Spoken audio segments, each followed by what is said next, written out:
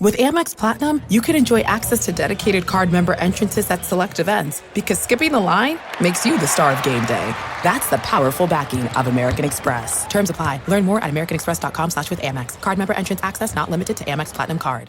What up, y'all? It's Joe Budden, here to talk about Prize Picks. Prize Picks is the best place to win real money while watching football. You can get up to 100 times your money. Prize Picks will give you $50 instantly when you play your first $5 lineup. You don't even need to win to receive the $50 bonus. It's guaranteed. Just download the Prize Picks app and use code SPOTIFY. That's code SPOTIFY on Prize Picks to get $50 instantly when you play a $5 lineup. Prize Picks. Run your game. Must be present in certain states. Visit prizepicks.com for restrictions and details. Claire loves flair. Tom's into bootcut. Ava likes denim on denim. And Sarah is all about a crop jean jacket. Whatever your denim look is, Walmart's got you covered. Find the things you love at Walmart. Minus 10, 9, 8, 7, 6, 5. That's one small step. One eyewitness, one major pop cultural event. You had to be there, uncover stories that shed light on our most iconic moments. Like the real enemy. Each episode, our host, Julia Thompson, takes on the task of finding and interviewing one person within 48 hours who was there, with no idea what their event will be. Come along for the ride. Do you believe in miracles? Yes! You ready for your assignment? Yeah, definitely. Julia, your assignment for this episode of You Had to Be There is to find an eyewitness who was at what many call the greatest tennis match ever played. Your assignment is Roger Federer versus Rafael Nadal's Wimbledon final in 2008. Okay. Starting right now, you have 48 hours to find someone who's there and interview them. I mean, it's a long one. It's 5 sets. You're going to see one gentleman wearing a blazer onto the court and another wearing capri pants and a cutoff shirt. One gentleman with a nice, neat haircut. The other with big muscles and long hair. And I say gentlemen because that is what they are at Wimbledon. It is the gentleman's draw. My name is Julia Thompson, and I didn't know anything about this specific match or much about Nadal and Federer before my 48-hour journey. So, Rafael Nadal is the guy with big muscles, and Roger Federer is the guy who's neat. Going into this match, Roger Federer had won 5 of the previous Wimbledon tournaments consecutively. Some would say a veteran at 26 and the king of grass. Preppy, neat, soft-spoken, and classical in his playing style, Roger hails from Switzerland and came up through the juniors. At the time of the match, he was the best in the world and the most beloved. In 2006, acclaimed author David Foster Wallace wrote an essay about Federer titled Federer, Flesh and Not. He describes Federer. The metaphysical explanation is that Roger is one of those rare, preternatural athletes who appear to be exempt, at least in past, from certain physical laws. Wallace also notes in the same essay, TV tennis is to live tennis what pretty much video porn is to the felt reality of human love. Rafael Nadal, Rafa for short, 22 years old and ranked number 2, was coming up fast on Federer's heels. Just 4 weeks before Wimbledon 2008, Nadal slaughtered Federer in straight sets at the French Open. Nadal was primed and hungry to topple the king of grass. Rafa was a fighter and never backed down. He could get every ball back, like every single ball, and this infuriated Federer. He was a competitive soccer player in his youth and was born righty. He was only coached to play lefty by his coach and uncle, Tony, which gave him a very unique, off-kilter but extremely powerful style. Though most consider him quite gifted, no one would call him elegant. He's from Mallorca, Spain, and loves seafood. He also has the habit of picking his wedgie between every point. I will say, by the end of me watching the match, where he was picking his wedgie between every point, I started to find it charming, kind of adorable. Welcome to the start of Wimbledon 2008. As is tradition, of course, the defending men's champion will play the first match on the centre court. Roger Federer beginning his campaign for a 6th successive Wimbledon title. Wimbledon is the oldest of all the Grand Slams, is played on grass, and is the most coveted trophy of all of them. It's like the Nobel Peace Prize of tennis. It's very fancy and very historical and properly British. Attendees wear big sun hats and sip champagne, and even eat strawberries and cream between sets. It's very sceney. Celebrities love it. In fact, Gwen Stefani and Gavin Rossdale were in attendance in 2008. And players must wear all white. That's Wimbledon for you. Upon reaching my assignment, I watched the 2008 Federer and Nadal match, much like reading a good book, set by set over the course of a week. It was just too intense for me to watch all in one sitting. The match clocked in at 4 hours, 48 minutes, but closer to 5.5, including rain delays. Even though I knew who was going to win, it still made me anxious, happy, sad, inspired, all of it. Weather fronts and delays added for dramatic effect. It was just an amazing level of tennis. Tennis scoring is a bit of a pain in the ass. So to get through this podcast, all you need to know is a men's match is 3 to 5 sets long. You have to win 3 sets to win the match, and it takes 6 games to win a set. And you have to win by 2 games in each set. In most cases, there are tiebreakers if that doesn't happen. On the first day of my 48-hour journey, I researched and reached out to all my British friends, trying to find somebody. I reached out to the Lawn Club. My dream was to find a ball boy. Spoiler alert, it didn't happen. But lots did happen. These days, I actually play tennis. I play tennis with my friend Ed and my friend Damoon and my friend Lucy. We play on public courts in Queens and Brooklyn. The hard courts, the ones that are easier to maintain and are more accessible. So anyway, I called my British friend Lucy, who I play tennis with, after receiving a text from her late in the afternoon on my first day that maybe her aunt and cousin were there and she'd call me later after work. After work for a film person is like 11 at night. I felt so close to landing my fish. Here's some of my conversation with Lucy. Some news that you're my only lead at this point, no pressure. Oh shit, okay, let's go. If you have anything. Well, it's my aunt, and she was there. She got tickets from her tennis club in London for that final. And to be honest, I actually haven't spoken to her about it, but I know that she was there. Wait, how did she get the tickets? It was like a birthday gift from her tennis club. Oh, wow. Yeah, because I think it's quite a fancy tennis club. Okay, cool. Yeah, because the thing is that if she doesn't want to talk, it's fine. Even if I could, get her on the phone for a few minutes would count. Mm-hmm. So if she says no, she can completely say no. But if she's like, okay, but I'm not going to get into detail, I could just talk to her for 5 minutes and that would count as fulfilling my assignment. Okay. Lucy explains that reaching out to a somewhat distant aunt could be awkward and uncomfortable. In theory, I want to be one of those hard-nosed journalist types. You know, the ones with a pad and paper and pencil who push their interviewees to get the answers, to get the truth, even if the person feels uncomfortable. But truthfully, not that badly. I prefer to let people be private if they need to be. I instead ask her about the match.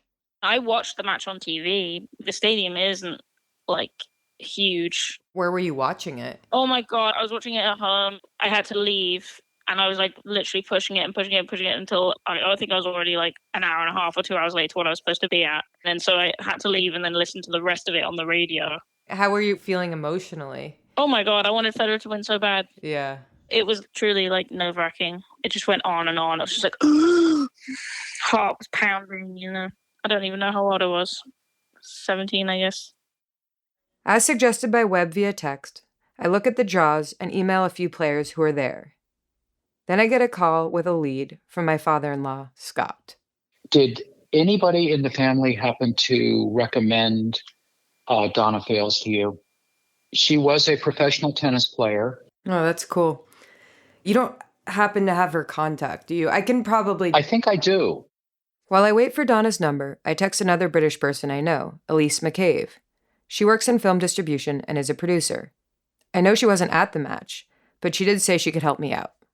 Do you remember what years you went to Wimbledon? I really don't. I was in my 20s. So let's say it was in the aughts, or what we call in the UK, the noughties. Is that true? Yeah, that's true. We call them the noughties, and here they're called the aughts, and it always makes me laugh. Anyway, yeah. So I went to Wimbledon in the noughties. It could have been the Wimbledon where Federer and Nadal. It could have been. It really could have been. But not the finals, of course. No, I didn't just stumble on the finals and can't quite remember it. Yeah. So I guess the question is, so were you there? You weren't there. You went to some other ones. And then, so Elise has posted on their Instagram asking for people who might be there to help me out. Has there been any updates on that? Let's have a look. Let's open up Instagram. I posted a picture of Federer and Nadal shortly after Nadal won that match, and just said, was anyone there? Tamzin Aitken says she wishes, but she remembers watching it on the telly, followed by a TV emoji. Julius says he may have someone for me or for you, but he's asking him now. That's all I've got so far. And then I sent a message to Sally Phillips, famed actor and comedian from the UK, whose father was the head of the Lawn Tennis Association for decades, as far as I can tell. But she hasn't seen the message yet. Scott, my father-in-law, ended up giving me Donna's number. Here's me asking Donna about Wimbledon. So I was wondering, did you happen to go to Wimbledon in 2008? No, the 70s might have been the last time I was at Wimbledon. Our daughter was probably about 8 years old, so maybe it was closer to the 80s. I played there in the 60s, probably 5 to 7 times, I'm not sure. And I don't think I have been back.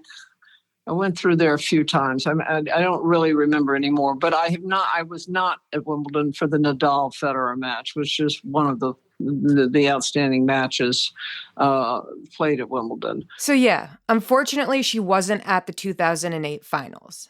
I did talk to her for an hour and 45 minutes because the story she did have to tell could fill an entire book.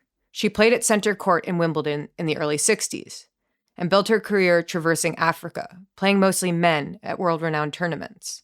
Egypt, Uganda, South Africa, and so on and so on and so on. She worked for a senator as a clerk and even presided over major tennis tournaments. Out of my sheer excitement to talk to this very cool woman, I forgot to ask for any leads. Whoops. Later that day, I reached out to the one sports journalist that I know. He sent me the digits of one of the foremost names in tennis sports journalism, John Wertheim. I texted John, no response, so I trudged forward. That was the moment I realized, damn, I need to text Donna to see if she knows anyone that was at Wimbledon 2008. Donna shared the contact of Ingrid Löfdahl. I looked her up. She was a professional Swedish tennis player, ranked number 14 in the world and number 1 in Sweden in the 60s and 70s. I texted her. No response. Then, soon after, John Wertheim did text me back, and we did set up a call for that evening of day 2. And just after I finished up John's interview, Ingrid texted me back, and we set up a call for that morning. I landed 2 people who were at the 2008 Wimbledon finals in under 48 hours. Lucky me, lucky you. I'll intercut between both interviews moving forward. So just to recap, John Wertheim has written 10 books, has been full-time at Sports Illustrated since '96, and even wrote a book called Strokes of Genius, Federer, Nadal, and the Greatest Match Ever Played. Here's John Wertheim. In 2008, I was given an offer to write a book about Roger Federer. He was the king of tennis. He was this personable, graceful, suave guy. And I said, okay, yeah, that sounds cool. I can work with that. Roger Federer loses at the Australian Open to this young, ambitious Serbian kid, Novak Djokovic.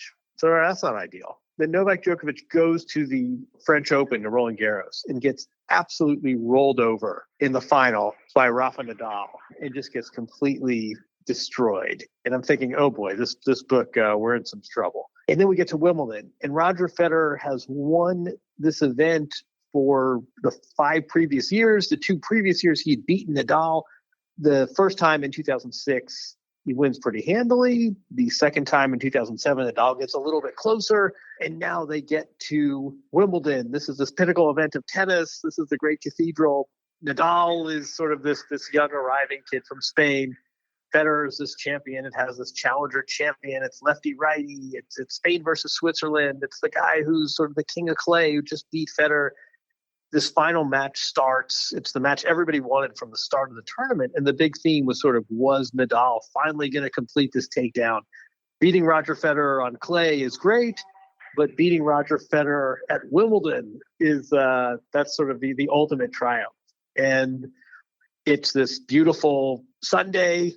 Wimbledon doesn't have a roof, which would prove to be critical. This is the very last match that ever happened at Wimbledon without a roof. And Nadal wins the first two sets. And everybody's thinking the takedown is finally complete. This lefty kid from Spain has finally brought down Federer.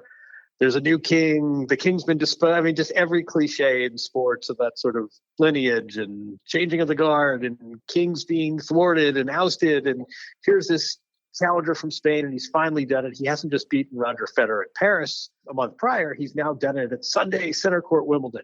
And Wimbledon is kind of the pinnacle of the sport. And it's the great cathedral and the famous tournament, but it's played on grass. Nobody learns to play tennis on grass. It's very hard to maintain a grass court. It also is a surface where the ball barely bounces. It's like if everyone played the NBA Finals on 12-foot goals. Here you have this pinnacle of the sport, but it's playing on a surface that nobody learns to play tennis on. So most players in the U.S. play on hard courts, on cement, what you'd expect from your high school tennis courts. And that's the same surface as the U.S. Open. And a lot of players in Europe, including Nadal, and ironically, including Federer, play on clay, which is slower and it's sort of a dirtier surface. And a lot of times it requires more patience. And then you have grass where the ball really skids and there's a real advantage to getting to the net and being aggressive. And the points don't last as long because the ball skids, it doesn't bounce the way it would on clay or cement. And Roger Federer, absolutely, whether it was his footwork, whether it was his gracefulness, whether it was his ability to volley so well, whether it was sort of his underrated serve, he really mastered Wimbledon. It was the first major tournament he won. And again, 2003, 4, 5, 6, 7, he won Wimbledon 5 times in a row. And so he really established himself as this champion on this surface. And initially, it was like Nadal and Federer sort of had this rivalry. It was budding. It was lefty-righty, great contrast. And Nadal kind of owned the clay. He always beat Roger Federer at the French Open, never lost to him there. And Federer sort of owned the grass. It was like the divorce. It was like the custody agreement. But then here in 2008 was Nadal saying, you know what, not so fast. I'm going to take you down on grass. And I think it's one thing to beat Roger Federer on clay, as Nadal had done at the French Open. It was something totally different to say, hey, you 5-time champion, king of clay, it doesn't bother me. I've caught up to you on your surface of choice. Here is archive from the BBC coverage of the men's 2008 final. So Federer in tip-top shape coming into this match. 26-year-old maestro from Switzerland, #1 in the world since February 2004. And regardless of what happens in this final today, he will remain as the #1. He's done it all, he's won everything, and he's been playing with such purpose here. He's only been kept on court for more than 2 hours, one time over the course of this tournament. So his work has been clinical and it's been efficient, and underpinning it all has been this sort of insult that he's probably felt at being challenged by Nadal and being questioned by a wider public. Is he still the best? 9 hours and 53 minutes on serve in his last 3 matches. It's an incredible record, and the top seed is still the man to beat for most in this final. Rafael Nadal, 22 years of age, better than he was a year ago, and he was pretty handy then. He's never been beaten at that French Open. That's an extraordinary record. Australian Open, the best result for him there, just the semi-final this year. Lost to Novak Djokovic. Wimbledon, he's had to suffer at the hands of Roger Federer twice, the last 2 finals. Last year's 5th set was fascinating. Federer was challenged. Nadal had break points, didn't take them, and cried in the changing room afterwards. And Uncle Tony said, listen, you take responsibility. And Rafa said, well, I may never get a better chance. And he said, nonsense, you're world number 2 and you're still getting better. Tony Nadal, his uncle, has been his coach since this young man was just 4 years of age. Ladies and gentlemen, and he and everybody else see a better player now than they've ever seen before. I'm going to move to Ingrid before we get into the nitty-gritty. Ingrid is a Swedish former tennis player who was active in the 60s and 70s. She was ranked 14th in the world and was ranked number 1 in Sweden. She was also in attendance at the 2008 Wimbledon men's final. Ingrid Löfdahl. So maybe if we could start out and you could just intro yourself and then how you know Donna. How do I know Donna? So should I introduce myself first? So my name is Ingrid Löfdahl Bentzer. I'm Swedish. I'm a former professional tennis player. And I had the great fortune to be able to watch the Nadal-Federer Wimbledon final live on the center court of Wimbledon 2008. And I'll tell you quickly, if you're interested, is that this is kind of funny, but I'm married. I have a wife, and her grandfather was the history teacher of Donna's husband. Yes, so that's how I'm here with you now. Yeah. The world, I tell you, I don't start digging because you dig up the most unbelievable things. So you just sit there and stare at each other and you just want to say, are you kidding? But yes, I see all that. Good. That's what it's all about. Family and connections. So Donna, when you said, how do I know Donna? First of all, I'm out of whack. About 10 years for the simple reason that I studied economics, I went to university and whatever. I didn't start my career until later than usual. So thus, I don't have my own contemporaries. I don't have any real memories with them. So I'm contemporary of Billy and a little bit like Margaret Smith, but I just played them once or twice. I'm much more contemporary with Chris Evert and Martina Navratilova, who are almost 10 years younger than I am. So it's really, really odd. So Donna, for me, is an old girl, not because she is, but, from my career point of view, she is. So I knew about Donna because she was Donna. What was her maiden name? Do you remember? Yeah, it's Fales. Oh, Floyd Fales, yeah. Floyd Fales, yeah. Exactly. So, but, I just heard, I can't even remember seeing her playing. And so then, we met over the years. And at that time, we didn't have any team surrounding us. So we had to really rely on our colleagues and our adversaries, which was very interesting. And now when you see people, and I've been involved in tennis and sport and in squash as well, all my life. So all of a sudden you see these people you didn't really care very much for when you were a player. But now when you're getting on, you see each other and you go, oh my goodness, how are you? I love you. It's so great to see you. And all this goes on. And you think, why am I saying that? She was such a shit when she was a player. And now we love each other. So it's really, really funny because it's family. And I feel very sorry for the contemporary people who won't have that experience. We had to rely on each other. We had to build something. There was no circuit.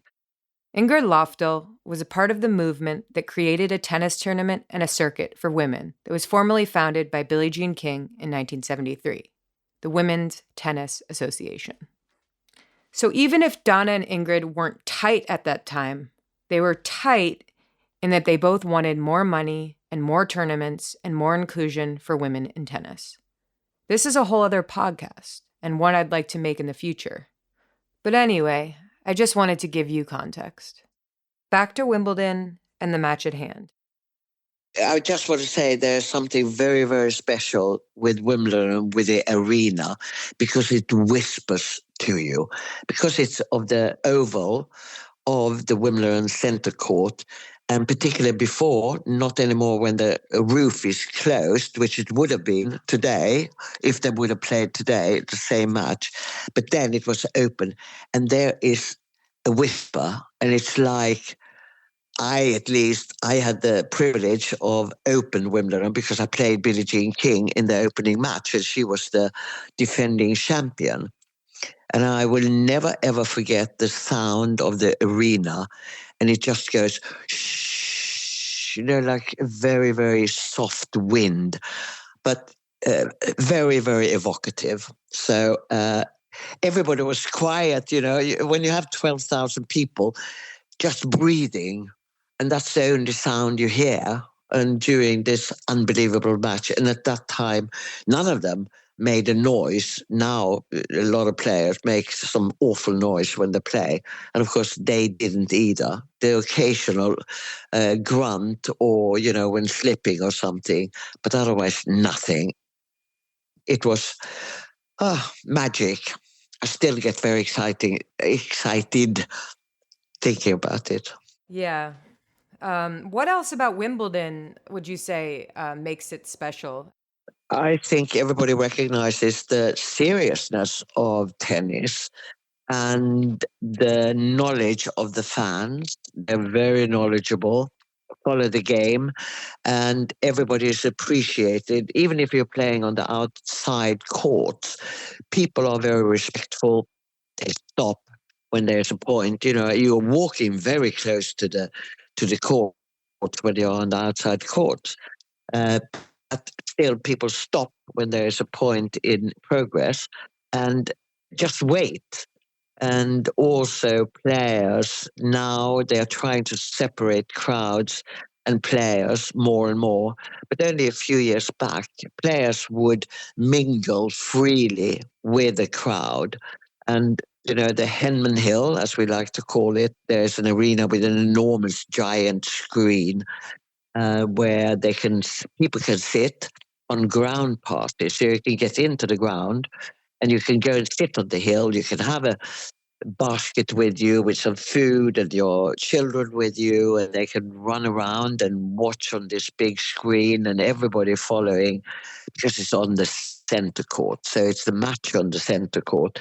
And you are at Wimbledon, but you're not actually on the center court sitting, but you're very close. And you can hear all the cheering from the center court, and that is very special. And also it's grass. So the environment now, with the sustainability and everything, asphalt just doesn't smell very good. Grass does, and the flowers and the gardens around and the roses. And there's a bit of a waterfall. It is special. I remember when playing Billie Jean in that first round, I'd never seen a grass court. I'm Swedish, What did I know about grass courts? There was something cows ate grass, okay? And of course, being brought up on fast wood, I was, and I still am, a serve and volleyer. I can't see any reason of hanging back. I had to learn to be patient and to play from the back of the court, to play the Nadal game, bing, bong, bing, bong, bing, bong, endlessly.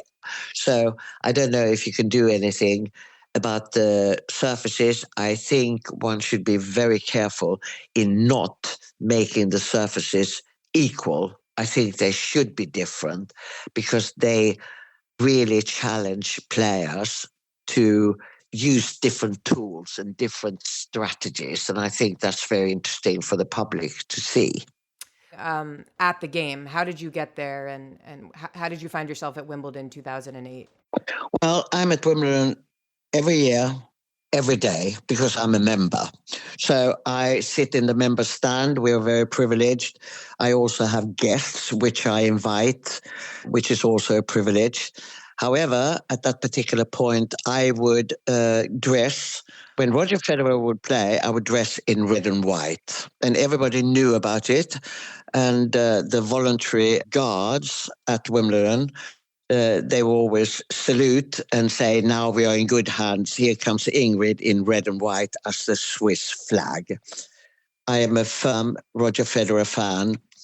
I appreciate Nadal very much as a player, but my heart beats for Federer, like I think 90% of the tennis fan. And for me, I was dying inside. I was crying inside. Being a grown-up person and whatever, it feels a bit embarrassing being so emotionally involved, but I think that's what sport is doing for you. You get so involved, and it's on a knife edge. It was an unbelievable match, and I feel very, very privileged that I happened to be there. That's incredible. And wearing that outfit, red and white. And wearing that outfit. Did the outfit change, or was it always the same outfit? Are you kidding? I would not show up in the same outfit for good.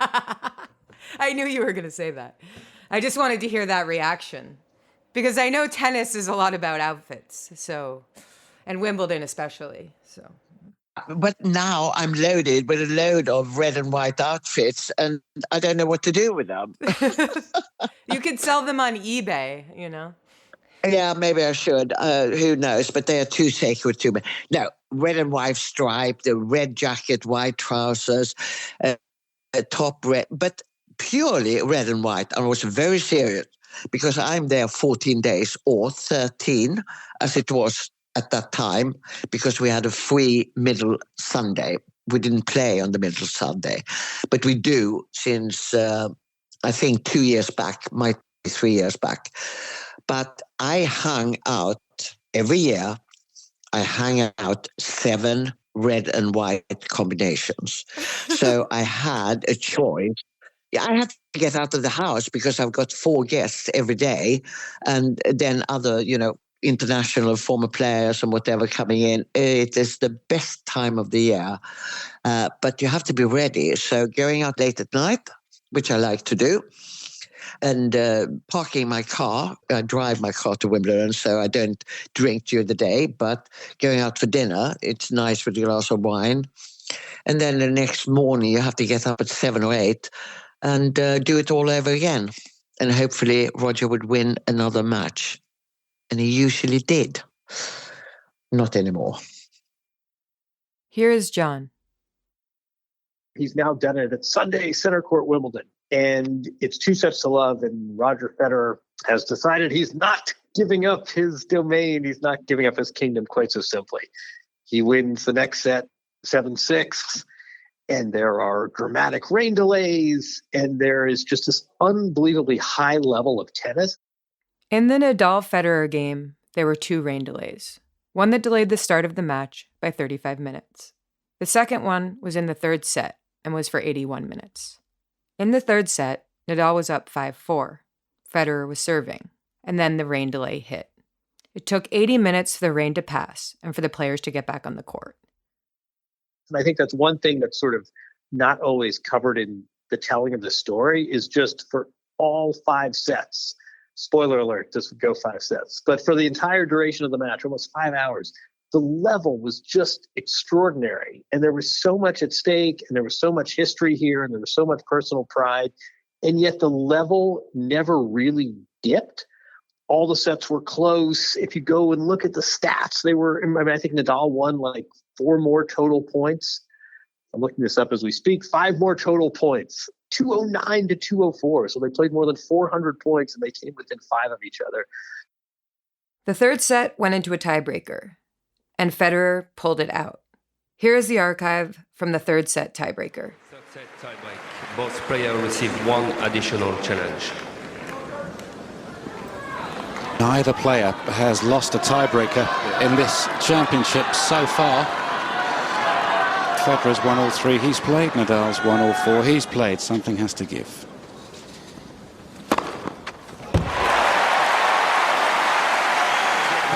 Sorry. And then there was 1. Indeed. And easier people to serve to than Nadal.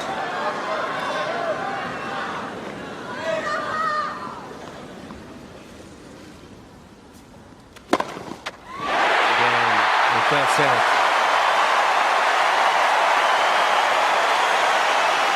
Federer 7-game 2-6.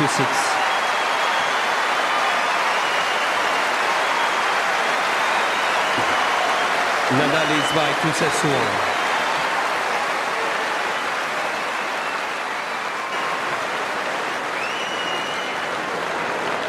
Well, that wasn't so much as of a cheer as an eruption. And it's out of, as I say, no disrespect for Nadal, but they really want their champion to go down fighting if he's going to go down. And what serving in that tie-break when he needed it. Unbelievable response from Federer.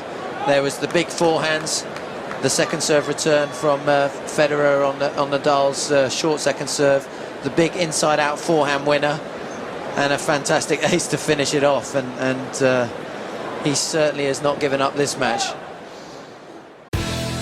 Claire loves flair. Tom's into bootcut. Ava likes denim on denim. And Sarah is all about a crop jean jacket. Whatever your denim look is, Walmart's got you covered. Find the things you love at Walmart. So what's it like to buy your first cryptocurrency on Kraken? Well, let's say I'm at a food truck I've never tried before. Am I gonna go all in on the loaded taco? No, sir. I'm keeping it simple, starting small. That's trading on Kraken. Pick from over 190 assets and start with the $10 in your pocket. Easy. Go to Kraken.com and see what crypto can be. Not investment advice. Crypto trading involves risk of loss. Cryptocurrency services are provided to U.S. and U.S. territory customers by Payward Interactive Inc., PWI, DBA Kraken. View PWI's disclosures at kraken.com/legal/disclosures. Earning your degree online doesn't mean you have to go about it alone. At Capella University, we're here to support you when you're ready. From enrollment counselors who get to know you and your goals, to academic coaches who can help you form a plan to stay on track. We care about your success and are dedicated to helping you pursue your goals. Going back to school is a big step, but having support at every step of your academic journey can make a big difference. Imagine your future differently at capella.edu. Federer wins the fourth set. Very selfishly, I'm thinking that this book I have, that I initially for the first 2 hours of the afternoon that I saw going up in smoke, I'm now thinking maybe there's a way this book actually works after all. And you make it about this extraordinary match and these two guys. So selfishly, I'm sitting there a few rows behind the baseline. Wimbledon has very generous media seating. You are not, as is the case in some sports venues, the media doesn't sit in these high reaches. They're right behind the court. So I had the good fortune of watching this match from a few rows back. So let's just say the fourth set was exhilarating and just over the top, the best tennis I've ever seen. And I think the world agrees with that. Back to Ingrid. So I was there in the members' box watching. And of course, it took hours and hours and hours. It was getting later and later, and you had to be up the next day. You had meetings. Am I going to sit here and watch this? And the match was so compelling, and you were absolutely glued to your seats. And of course, there were loads of interruptions, and the weather was shocking. For me, as a member, I, of course, could go back to the members' enclosure and have a cup of tea or do whatever. The general public had to sit there with their umbrellas and brace the weather. But in the end, I went back to some friends' flats, which they rent very close to the Wimbledon compound or Wimbledon arena for about an hour or so, and then went back again. And in the end, it was pitch black. But the drama of the whole thing was Shakespearean, I think. The emotions, there was so much involved because it was Federer who had been bringing on Nadal as a friend, as a younger competitor. All of a sudden, he's getting beaten every French or Roland Garros every year. He'd been beaten 3 times by this little upcoming Spanish bull who was a fantastic player. And all of a sudden, Roger is not maybe the big star number one. Nadal is pushing to get in there. Very selfishly, by the time this got to a fifth set, I thought, my book project may actually be salvaged. Maybe there's a way to do this. And the fifth set unfolded with just more and more drama. This time, it wasn't just the outcome of the match, but you also had this drama. Could they finish this match? Again, there's no roof, there's no lights. There would be one the subsequent year, but in 2008, they had to get this in before dark. And the match gets to 7-all, and Nadal wins a game, and then it sort of becomes clear that they've got one more game to finish. And it would have been so profoundly disappointing if they would have had to have returned on Monday and sort of said, you guys have had this amazing match. Now here, can you please finish it up? There was one game for Nadal to win. One of my memories of this match was it started off in the sort of glorious British afternoon, and sort of the landed gentry all arrived with their fancy clothes and their, the line of town cars. And then by the end, it had sort of become this like minor league baseball game. And the fans were rowdy, and there were some fans drinking, and there were some fans on the hill, and it was dark, and people were sort of early day cell phones. People were holding up their cell phones and sort of using the flashlight for a little extra light source. And in this diminishing daylight, way past 9 o'clock at night, the match time was 4 hours and 48 minutes, but that didn't account for all of the rain delays. And again, remember, no roof. So there were these sort of dramatic pauses in the match where the players would go back to the locker room and talk to each other, and the fans would stretch their legs, and we would all sort of commiserate and talk among ourselves about how extraordinary this was that we just saw. But in these last moments of daylight, Nadal wins this match. He falls flat on his back. And it was just one of those sporting events. I was getting, texts from people in the States saying, can you believe this? And I was sort of on deadline to write it for Sports Illustrated, and you just had no idea who was going to win. It was sort of everything you wanted in a sporting event wrapped into this tiny package.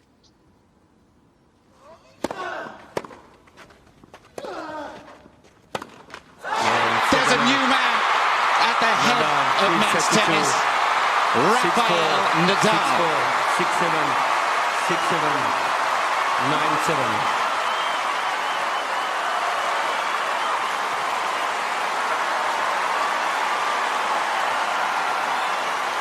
Federer's magnificent run ends.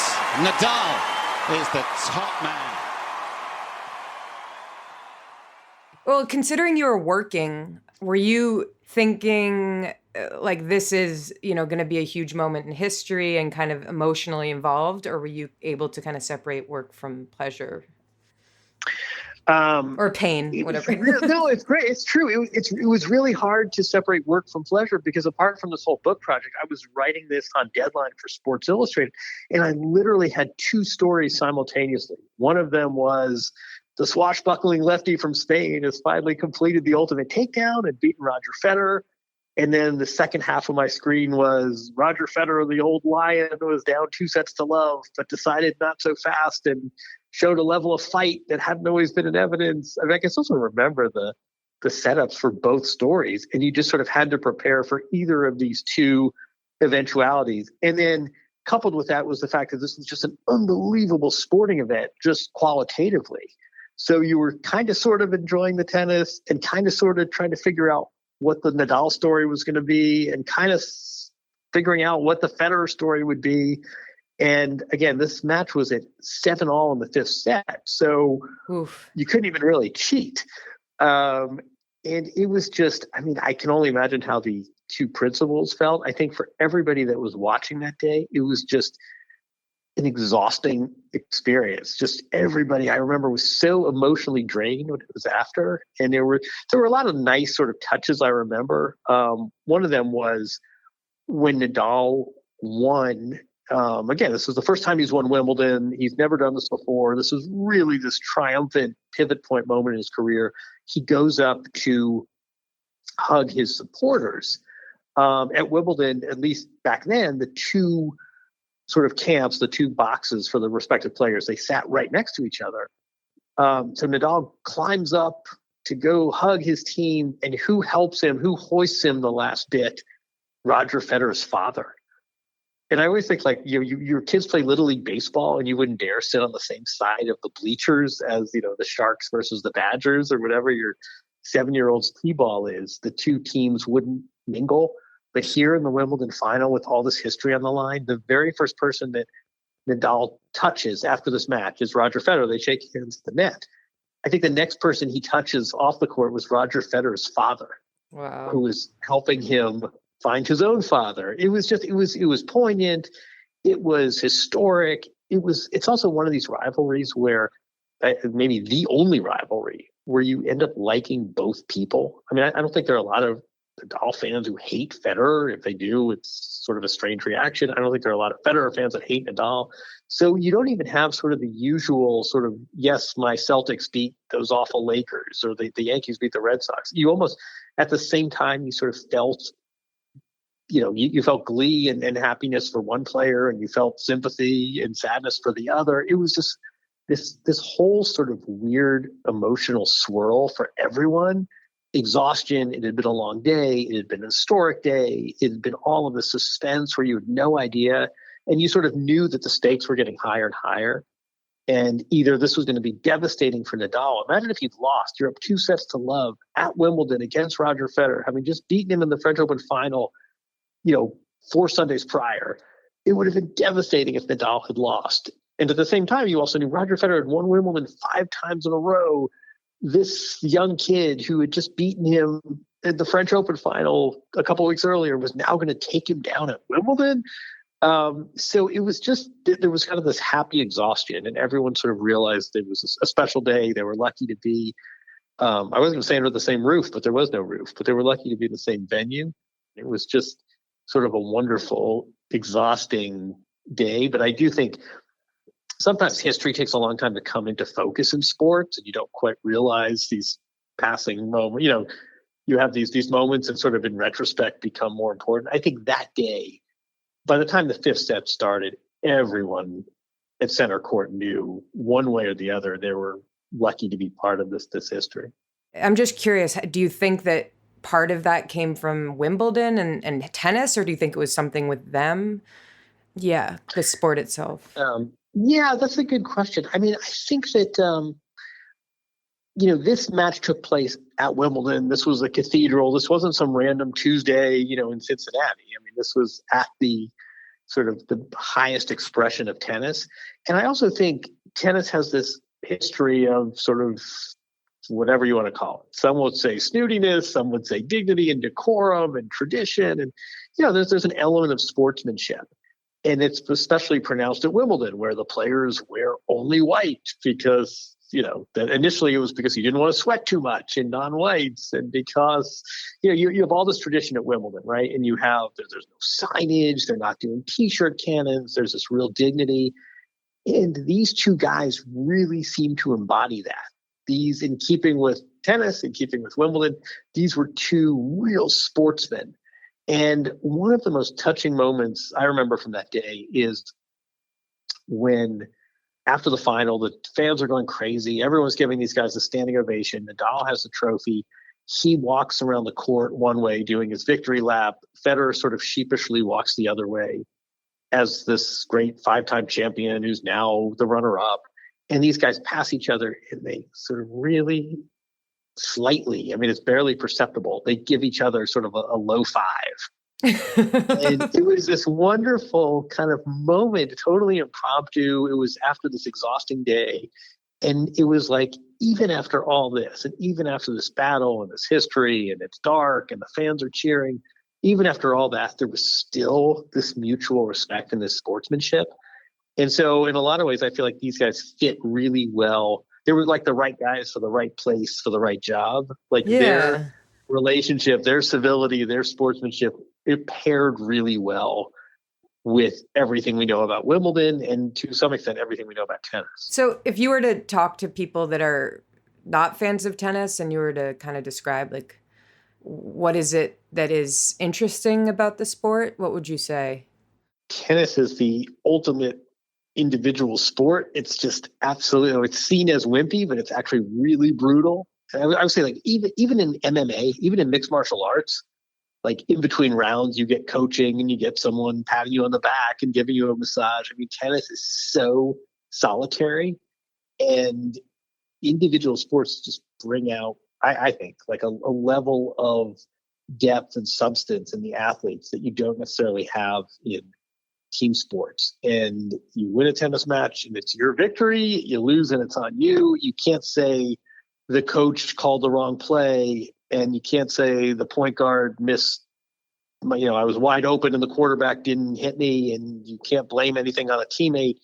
it all redounds to you, and every match sort of becomes this character test. But I love that tennis it's different styles. I mean, even with Nadal and Federer, you see two very different approaches to the same sport. It's men, it's women, it's old, it's young. As you and I speak right now, Novak Djokovic, age 37, is going to play Wimbledon, and so is player half his age. I just think tennis is such an underrated sport, and I get it. It's not the NFL. It's not necessarily violent.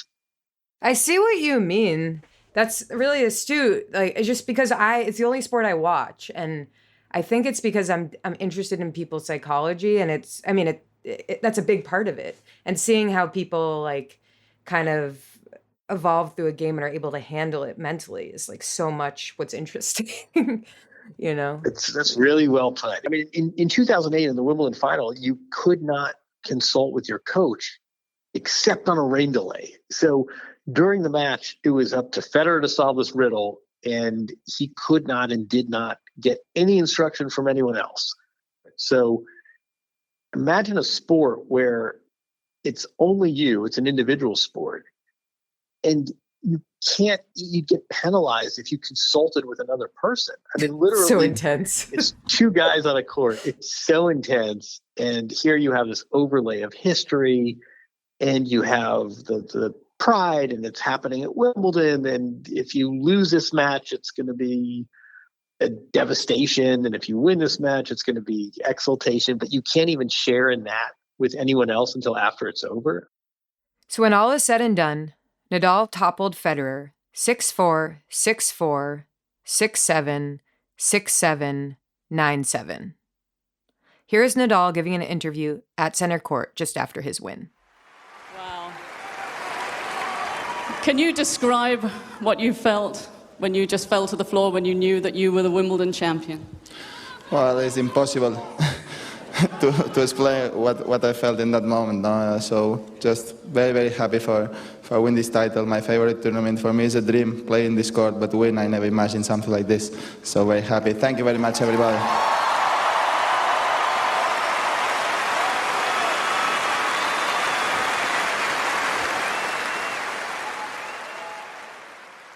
I check in with Webb to talk about my journey. I'm curious, why did you assign Federer, Nadal, Wimbledon 2008? So today we all consider Djokovic as the greatest of all time. He has the most slams, the best head-to-head record against the other two big three, which is Rafa and Federer. But in 2008, both these players, Rafa Nadal and Roger Federer, are in their prime. Wimbledon is literally Roger's court. He's walking onto the court wearing a blazer with his initials on it. It was just one of those moments where you just didn't expect Roger to lose at Wimbledon. I would argue that if Roger Federer won in 2008 at Wimbledon, it would probably not be the greatest match ever because he was expected to win. So it's a quality of play where you have two guys who are they're implementing some serve and volley, but not really. This is the highest level possible while they're in their primes. And it's not the same short, quick points that were happening at Wimbledon just 10 years before with Sampras. It was a higher level of quality. It's the pursuit of history against your greatest rival. And if you ask both of those guys, who's your greatest rival, they say each other and they're friends with each other. I think that matters as much in this as everything. They complemented their styles and their friendship complemented each other so much that it isn't the same as if they hated each other. And neither of them says Djokovic is their natural rival, which says a lot. What I noticed is how beloved Federer was. Nadal, everyone obviously liked him too, but I think that was really striking to me. It took longer for people to really grab onto loving Nadal because they loved Federer so much. So when he lost, that was what was so devastating. It humanized him. So remember Elise, that talented British producer? Well, she didn't exactly get me an interview with someone who was there, but she did get me a voice memo from the Prime Minister of Finland herself. Or at least that's in the TV show Veep. famed actor and comedian Sally Phillips. Hi there, I'm Sally Phillips, and I was lucky enough to be at the Wimbledon final of 2008, the Wimbledon men's final between Rafael Nadal and Roger Federer. It was one of the last years before the roof went on, and I think the rain breaks just added to the suspense of these, it was almost like weather fronts, like a Nadal weather front would come in and he would take a set or a string of games, and then the comeback from Federer with the rain breaks just making it more suspenseful. But my biggest memory of the day really was the fact that it just got so dark and the game was going on, and the light was going, and you just kept thinking, any minute now they're going to say it's too dark to play. The players, they kept checking with the players whether they were happy to continue. And the tournament umpire, so not just the umpire in the chair, but the umpire of the entire tournament, was just standing near the baseline, ready to shut it down at any moment. And then Nadal won. And because it was so late, my father was the chairman of the All England at the time. And because it was so late, the champions' dinner was incredibly late, didn't start till 11 or so. So I went instead of my mother. And I remember him saying that Federer had cried and just gone, I couldn't see. So a sad end in a way, but an amazing match. You Had to Be There is a Hi Barr production, created by Hi Barr. All episodes written, edited, and hosted by Julia Thompson. Produced by Julia Thompson and Web Barr. Additional editing, sound mix, and engineering by Vishal Nayak. Opening score by Teeny Lieberson. Artwork created by Dylan Lathrop. Special thanks to our parents, friends, and chosen family. And most importantly, thank you to the artists who have inspired us, because they had to do it.